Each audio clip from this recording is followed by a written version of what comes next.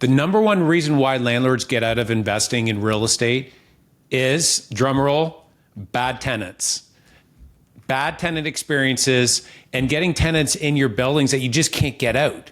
And so the number one way you can mitigate that is to buy in landlord-friendly markets. And that's what we're going to share. We're going to share the good, the bad, and the ugly. John and I, we both have experiences on both sides of the fence here. So we're going to share all of our story. Well, it's not all of the stories, but we'll say a lot of stories here, guys, to be able to give you some really good insight on how you can position yourself to be able to invest in real estate and not get out of the business for the number one reason why people get out of real estate investing is bad tenants, and to position yourself better moving forward. John, great to be here with you. Yeah, Mark, me too, man. You know, it's funny. I just turned 44, and if I was in my 20s and somebody told me you could injure yourself sleeping, I don't think I'd believe them. But got a little pain in my shoulder here. Both you and I, right? We're big into physical exercise, and for me, it's something I can't live without. And so when something like this happens, I get like a little like a caged animal or something. So it'll be fine. But I was like, what did I just sleep on my shoulder wrong? But it's just part of getting old, Well, you know what? It's funny. Once I hit 40, it was not just waking up and kind of running out the door. I needed to stretch a little bit. Yeah. And, throughout the day, I'm sitting a lot, and that's, with the business there, it's a lot of screens. It's a lot of Zoom.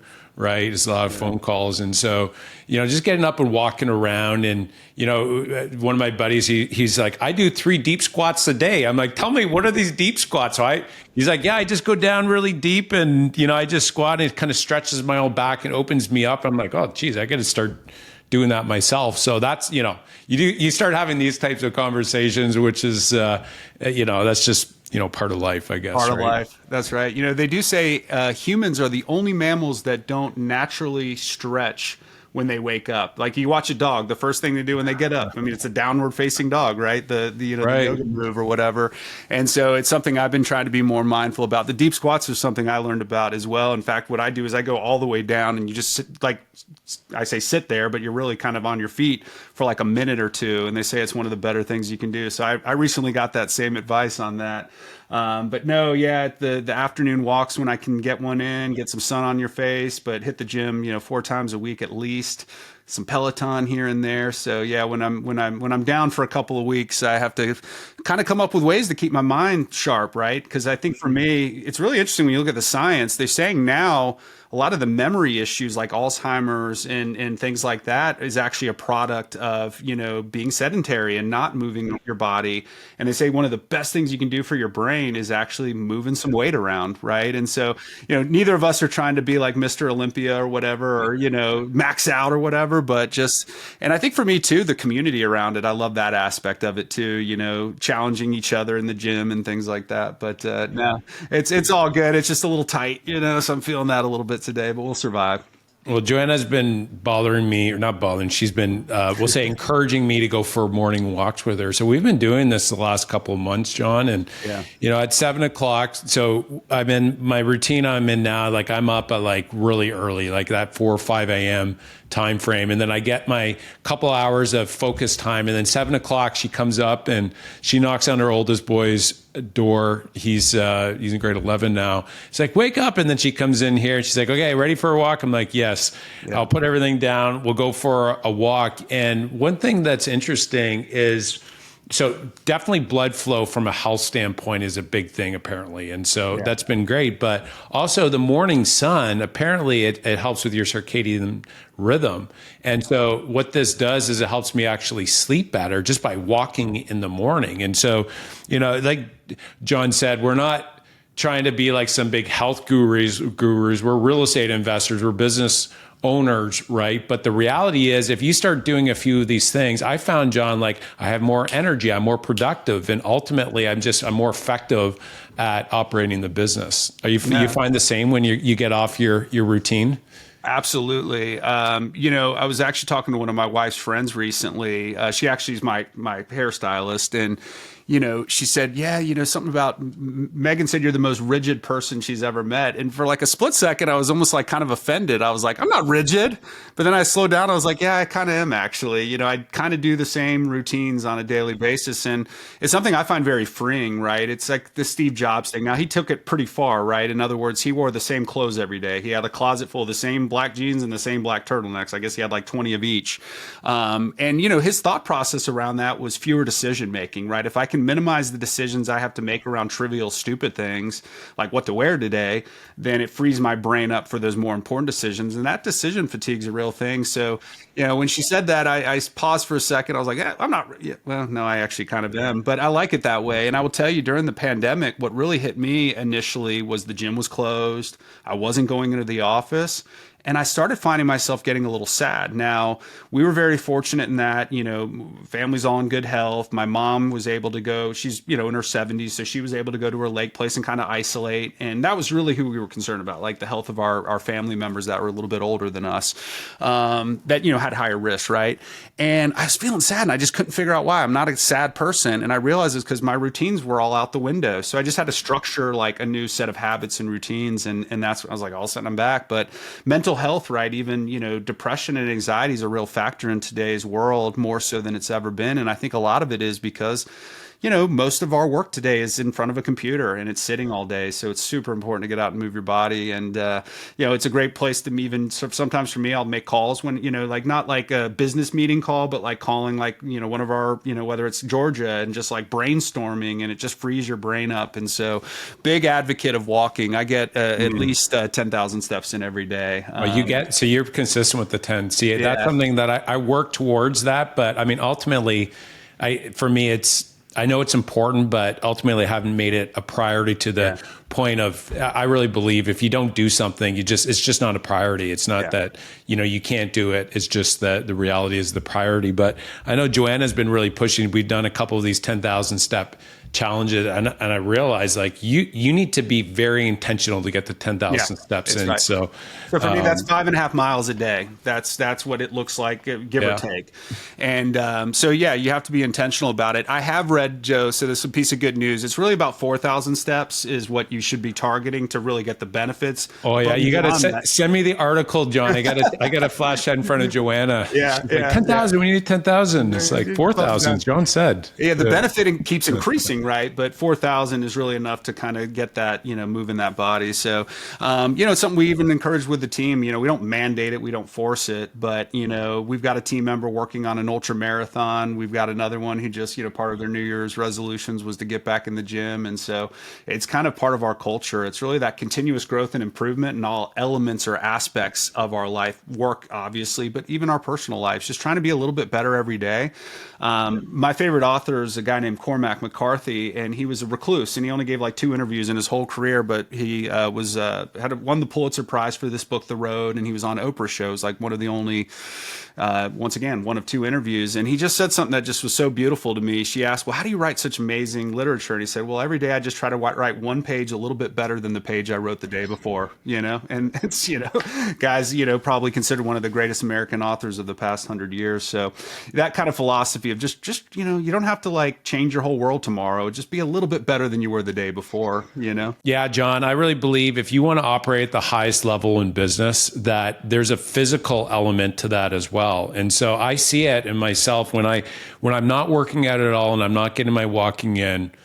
The reality is that I'm just not operating on a day-to-day in the business at the level that everybody is looking up to me to do. And so ultimately there's a seriousness that I brought into this now. And don't get me wrong, I'm not like, like you had said, the Olympic athlete, we're not going for like this. Personally, I'm not going for like a marathon right now, but the reality is that physical element is a big part of, showing up every day and being ready to, take on big challenges. Because if you can get a workout in, I really think that you can take on tough decisions a whole lot better, right? Yeah. And so that's part of the cold plunge. And I know you're a big fan of that as well. It's like if you can get in that cold and you can do that, and ideally if you can do that earlier in the day, the tough decisions throughout the day become much easier. That's right. Yeah, no doubt. Well, great segue, right? Like the decision making around where to invest. What are some things like investors should be thinking about when they're thinking about what kind of market to invest in? I mean, I think there's the top of mind thing that I think we've already given the answer, right? But I'd love to hear it in your words, kind of how you think about it. Yeah, John, this is one of the reasons why we ended up moving. We still have a place up in Ontario, so just north of Toronto. And then we're down in Naples, Florida. And so when we came down here from a real estate investing side of it, we started looking into what are the landlord restrictions and the resident restrictions and rules and governing body. What's everybody saying about how that's handled? And when I started looking into how a negative experience with a tenant can be handled, as in a potential, say a tenant is in and they just stop paying rent. Mm-hmm. Well, I experienced that back in Ontario. So landlord unfriendly, so very tenant friendly, where you can't just go in and evict within a month or two. Now it can take 12 to 18 months. And during that whole period, they could be just totally ruining the apartment. And the reality is, like, all the best trying to collect on that down the road. And so we've had an experience where we had $15,000 worth of damage, and it's like, I got to cut a check. Yeah. And then the other thing is renewals. You can't just go and bump rates up to market value. So we still have some units up in Ontario where we are $1,000 below market rent. And so what happened, we were offering cash for keys, here's $10,000, $20,000. And we went up to $30,000. And basically along the way, the resident in particular that I'm thinking about in the story was like, they told us to basically F off in a more direct way than that. And so he said, I'm not moving out for $1 less than $100,000. Yeah. And so that's the environment that you're dealing with. 12 to 18 months to try and get a non-paying tenant out. You can be 2.5% can be your annual rent lift on an annual basis, right? And even though it could be $1,000 below market value, you can't just raise it to market rent. Yeah. And if you have a resident in a building that's causing chaos for everyone else, like, you can go to the landlord tenant board on that. But the reality is it's very timely and it's very costly. And there are professional tenants out there that make it very challenging for you as the landlord. And so this is where, when we started looking at landlord-friendly markets, it totally mitigated, we'll say, it lessened the amount of risk that an investment was. Okay. And so this is where, coming into a market and investing, when you know that the rules are in your favor, then when you do run into a bad tenant, you can deal with it more swiftly, which means that it's not costing you as much, which means that it's not wearing on you, and there's not the same kind of wear and tear on you that eventually just grinds you down to want to get out of the real estate investing market altogether. And getting out of the market is there's so many investors that have bad experiences with the tenant, and that wrecked it for them, and they never got back in it again. So getting into landlord-friendly markets, which we'll continue to talk a little bit more about, and buying properties that have more units, it lessens the potential or the risk of running into a tenant that it just causes you so much grief to say, I'm never getting into real estate investing again. I'm out of here. I'm going to put my money in the stock market. That's right. I mean, investor burnout is a real thing when it comes to real estate investing.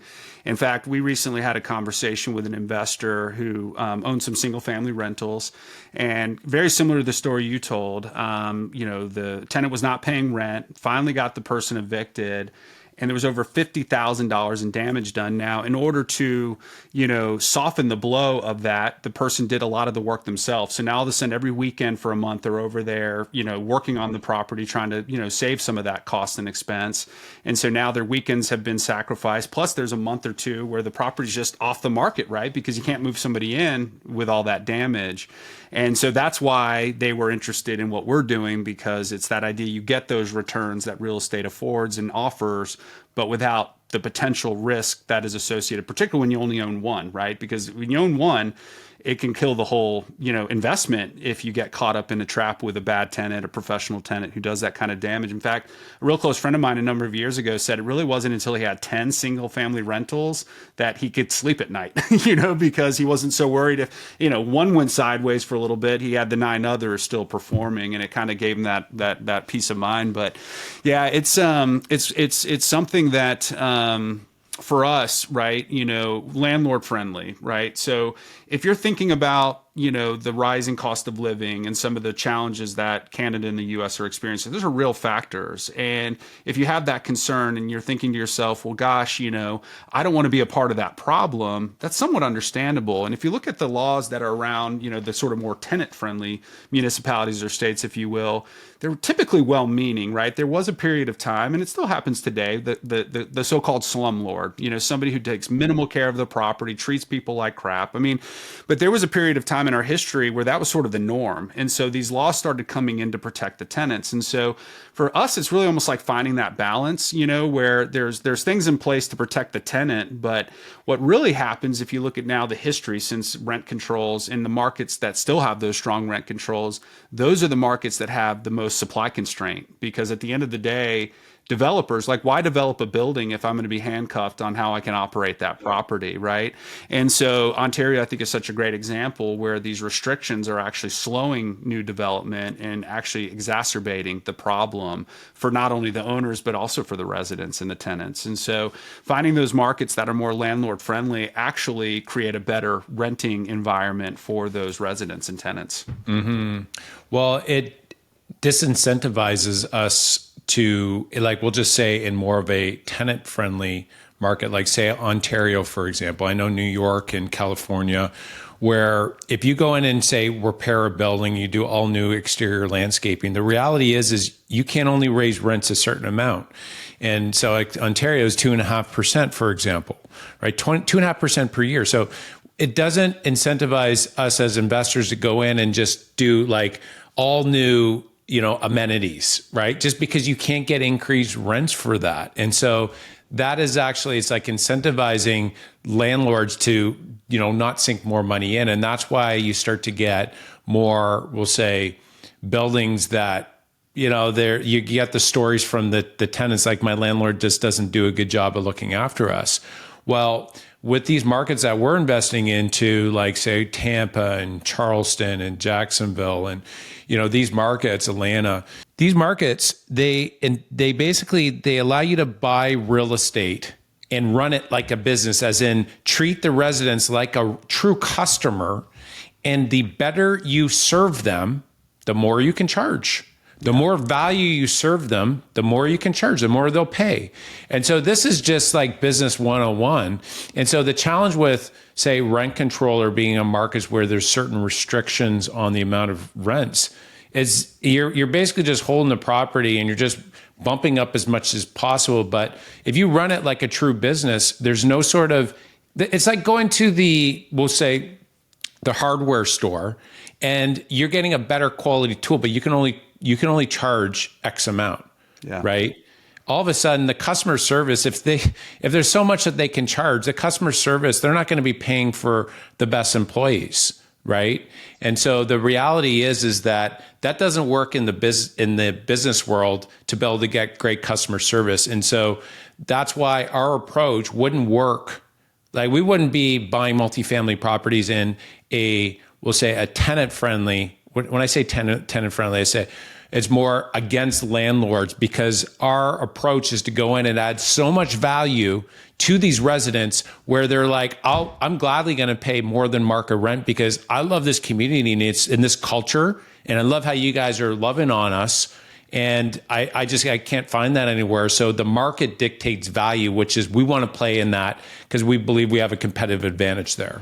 Yeah. And to take your example there in Ontario a step further, you mentioned landscaping and amenities, But that also comes down to like the things that are really important, right? Like, are you going to replace that aging like HVAC system, because it might go out soon? Or are you going to take that thing as far as you can until it completely crashes? Because, improving that will not allow you to charge more rent, right? And so the actual like living conditions suffer even beyond the nice to haves like amenities and landscaping. And in fact, it leads probably to more slumlord type behavior than it does disincentivize that type of behavior. So, what was interesting in this year, really go back to 2024 in our most recent election, there was a number of ballot initiatives that were put to a vote in California, New Jersey, New York.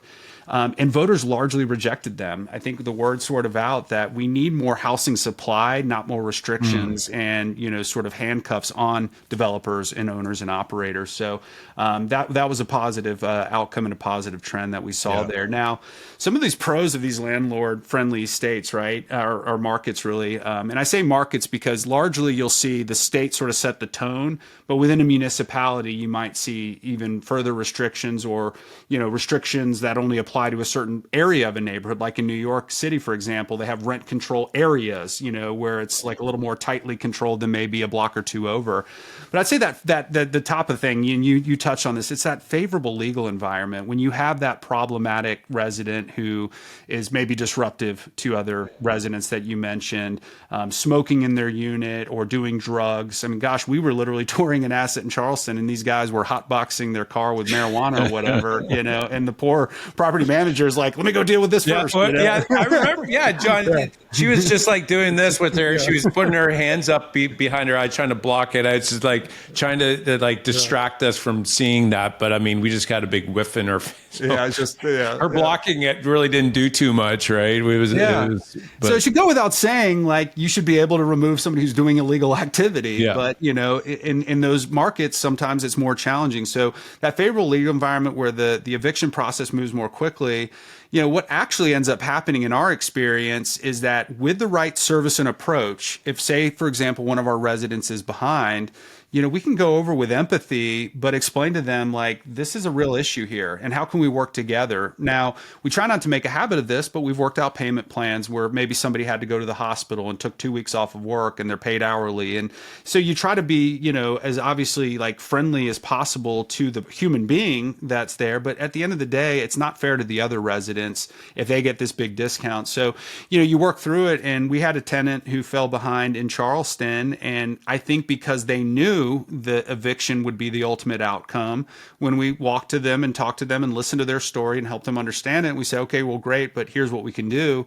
Miraculously, $8,000 showed up a couple of days later and they got caught up on their rent. And so, we're going into these areas and we're not looking to invest in areas where the rent to income ratio is higher than 30%. When we're approving these tenants to come in, we're looking at that. We look at their income, we look at their job history.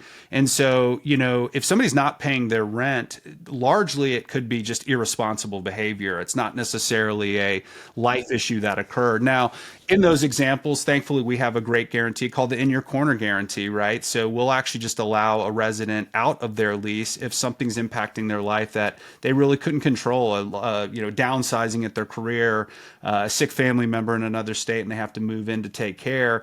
We'll just let them out. And that's another thing that just we can do to help that process and, free that unit up for a paying resident, right, to come in. So what are some of the other pros of these landlord-friendly markets, Mark? Yeah, so I'd say if to just recap the main ones, at the end of their 1-year lease when they come in, there's no limit to the amount that you can increase rents. Okay, so the market will dictate. If you raise it too much, they'll move out. If you do too little, then you're not going to get enough. So there needs to be like a balance. And so for us, what we like doing is bringing it and pushing it as far as we can. But then what we'll do is we'll prove it out. So we'll be more conservative on the first one, and then we'll slowly keep bumping it up each one, and then the market will dictate that. So there's no restriction. That's like a big one, number one. The second one is that when we run into a challenging resident, which we love calling them residents, not tenants, A tenant has a more of a negative connotation to it. They're residents. And so this is where our whole name is Fair's Residences. John, we spend so much time just selecting that. And we really want to create a place where we're creating homes and residences more comes across as that. And so when there's a resident that say stops paying or is challenging to the other residents in the community, we can evict and have them out within like 1 to 2 months. And it's like 12 to 18 months in some of these non-landlord friendly markets. So turnaround is a lot quicker, which is wonderful, because every month that goes by and you have a challenging tenant, it just creates chaos. It hurts your overall net operating income, right? And so the third part of this, which I think is so important, is because, John, we spend so much time building culture within the community. Like, we do a lot right off the bat. But John, if you have a neighbor that's causing chaos, like smoking pot, like the example we saw when we walked at another community, like they're just being super loud, they're blasting music. No matter how good a culture is in community, if you have your neighbor that's just creating chaos, the reality is that is the most important thing in the world to fix. And so the cool thing that also stacks the markets that we're buying in our favor, or in the community's favor, I should say, to have a better living experience, is the fact that on the renewal for challenging residents, okay, we don't need to renew. And that is a significant difference than some of these non-landlord friendly markets. That's right. I mean, we can just say we're not renewing your lease, right? Where in some of these markets you're forced to. And so it's really freedom and decision making, and all these things lead to higher profit potential at the end of the day, right? Because if you're handcuffed on how much you can raise rents, then you're handcuffed on how much NOI you can create, and therefore the value of the building is going to be artificially compressed. I think that operational efficiency that comes from that too. Imagine now you've got to keep your eyes on an 18-month process versus a 1 to 2 month process, right? So there's just less red tape, less operational drag that occurs, which, our property managers love people. That's why we hire them. They really, truly want to help. And so, it's stressful if they're dealing with this eviction process for 12 to 18 months, and it distracts them. And, I don't care who you are, if you're under stress, you're going to make poor decisions. And it's just a fact, right? And so it just helps with that operational efficiency, which I think is very important. Plus, at the end of the day, it goes back to profitability because we have less compliance costs associated with it. We're not hiring attorneys. We don't have to go to court. We can process the paperwork, and they, make the decision, and then we can get that resident that isn't a great fit for the community out, No, that's good. It wears on you. And when you just have somebody in one of your buildings, you're the owner, and you have somebody in your building that's like purposely either beating up your building, not paying, right? They're causing chaos with other residents. It like bothers you, and it wears on you. Right. And just think month over month over month over month. Right. Yeah. And it's like you have your handcuffs, and it's like for any sort of like A-type personality, that just drives you nuts. Right. It's like somebody's handcuffing you, and it's like, yeah, you know what? I'm taking advantage of you, and you can't do anything about it. It's like somebody on the other side of the line saying, ha ha, right. Looking at you. And that's where you hear the odd story of, somebody goes to the, they call Uncle Joe, and Uncle Joe goes there, and, it's like, okay, we took care of this. We got the guys out of there. Right. And you hear stories, we have never done that ourselves, just to be clear, but you hear stories of that. And I'm not surprised that's happened, because, the reality is they're professional tenants out there. And so unless you protect yourself, unless you're investing in an environment that will back you up if you are being taken advantage of, then, the reality is that there's higher probabilities that you will be out of the business, the real estate investing business, out of investing. And ultimately that impacts your overall lifestyle down the road. So that's our goal from the show here. As much as possible, we want to get as many dollars invested into real estate, because we believe that the number one determinant that is going to divide the wealthy from the non-wealthy is real estate ownership moving forward. I'm convinced that that is going to be the big determinant. And so every dollar, John, that we can get into real estate, and whether that is listening to the show and going to buy more real estate on their own, or if it's investing with us, the bottom line is we want to get more. And if we can play a small part in encouraging to go that way, I think that it's going to make the most amount of income or the most amount of impact and difference moving forward for people in general. Absolutely. And, you know, the professional tenant, right? And I think it's interesting because we talked about the resident. We use the word resident, but we're saying tenant over here because candidly, the professional tenant, we want it to be that negative connotation, right? And so, well, just to put some color on it is that, you know, things have gotten so sophisticated now. I mean, look at what AI has done in just 2 years with the sophistication and, you know, fake videos where politicians are saying things they didn't really say. Well, that happens in the resident space as well. In other words, there's websites apparently people can go to where you can get like a full kit, right, with fake pay stubs, fake tax returns, bank statements, etc. And it's so sophisticated. If you were to look at a check from, you know, say Regions Bank, and then you put the fake one next to each other, your eye wouldn't be able to detect it. And so there's software that helps mitigate that. And we leverage that software where it, you know, can kind of notice the difference in font size or color and pull that out. But imagine that you're in Ontario and you have a rental property and someone, you know, finds one of these sites and it's just a straight up fraudulent application. You have to go prove that in court and wait 18 months. But down in these landlord-friendly areas, you know, it's, hey, they didn't pay the rent. It's an eviction. Let's get them out, you know? And so, you know, you're really more subjected to potential fraud and misrepresentation in those markets than you are down here because at the end of the day, you know, the tenants in these states or the residents in these states know the laws and they know the rules too. And so they're more incentivized to pay their rent because ultimately they know the outcome if they don't. And so I think it's just the best environment. And, you know, really what we should be thinking about versus handcuffing owners and developers is figuring out ways to incentivize more development and more ownership. And I will say, I do think with the incoming administration here in the United States, and of course, we also know Justin Trudeau recently resigned, and we'll see how that shakes out. I know the election's not upcoming. Yeah, I'll believe it when I see him actually step away. When the new candidate comes in and he actually steps away, it seems to be we're kind of in this like in between space right now. It's like, I've resigned, but nobody else is stepping into the leadership. So I'm kind of in this. Regardless, we'll see how that all plays out. But there's definitely some big shifts in leadership in our country. Definitely. And in the U.S., I mean, we're hearing and we're seeing it already, and we'll dive more into that in the future. But those types of things happening, right? More incentive to develop and to build, and, you know, not demonizing, you know, people who own real estate. You know, what people should be thinking about is how do I own more real estate, not hating on the people that own real estate, right? And I think that's super important. And, you know, I just think it goes down to, at the end of the day, it's consistent. It's more predictable cash flow because, you know, we underwrite a certain amount of bad debt, right? And by bad debt, I mean non-paying residents, right? So that's in our model. Like, we just anticipate a certain amount of it because life does happen, or sometimes you know, just get a bad, you know, resident in and, you know, you have to deal with that. So it's underwritten in our plan, right? So it's already factored into the return projections. And then, you know, that stability that it affords the marketplace, because as I mentioned, if the residents know the lay of the land, they're incentivized to make that payment and not lose their housing because they know that they will be evicted if not.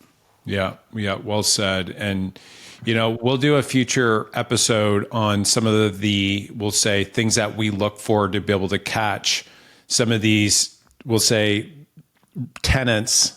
We'll call them tenants that try and like put fast ones on them to be able to get into the buildings. And so we'll do another podcast on that, and we'll talk about some of the things that we do to help mitigate that moving forward. But that's it for the show here. Just to kind of summarize what we talked about, investing in landlord-friendly markets has more upside, has lower downside, right? And provides a better environment to be able to deliver 5-star service if you want it, and then actually get compensated for it to be able to get higher returns. So thanks for listening, guys. If you enjoyed the show, please subscribe and share it with other high net worth investors that you think will benefit from it. Thanks for tuning in to the Multifamily Investor Playbook. We love and believe in you guys, and keep on dreaming big.